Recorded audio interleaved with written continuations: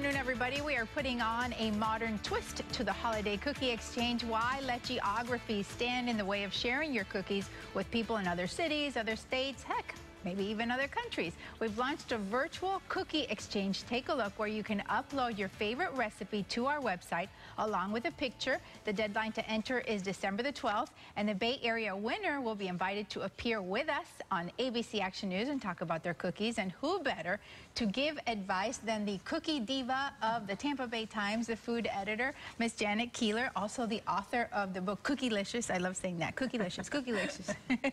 So what advice do you have for folks who are thinking, okay, which of my cookies should I enter into this contest so I can win? Well, I love the idea of the virtual one, because then you don't have to make too many. You get invited to these parties and you have to make 10 dozen cookies, so it's kind of nice. I would suggest making a cookie that you really know how to make.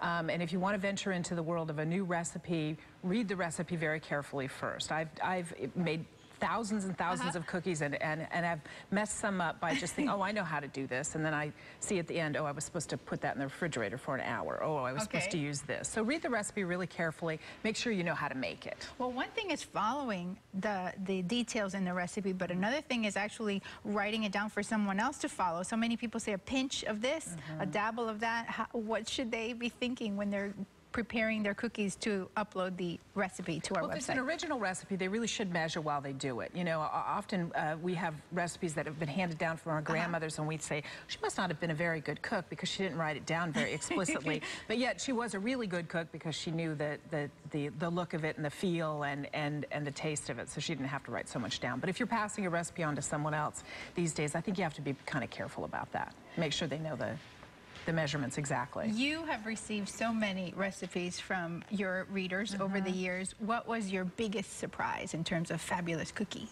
The biggest surprise are often the ones that are the most simple. The first year we did the cookie project, which was 2002, I guess, yes.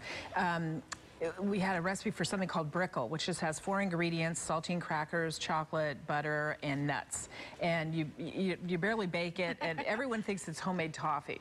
So sometimes the simplest recipes have the best results. You know, I went to a cookie exchange a few years ago, and I made, you know, some very serious cookies that took me a long time to make, and I came in second place to the woman who did the Rolo candy on the pretzel melted in the microwave.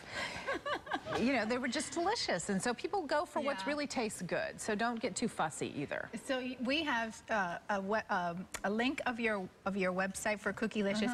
I'm very hungry, so I can't get the words out. Have a cookie. Here's the website for Cookielicious by Janet Keeler. It's mycookielicious.com. So if you need any ideas, Janet will let you share. That would be great. And then here is a look at our webpage again. Here's the information for you to submit your cookie recipe and a picture, of course, to our virtual cookie exchange. You go to abcactionnews.com/cookie exchange. You can submit them from December the 3rd to December the 12th. And after that, our viewers will be judging and the winners will be invited. So one last piece of advice from the cookie diva. What's that? I would say make sure you use parchment paper.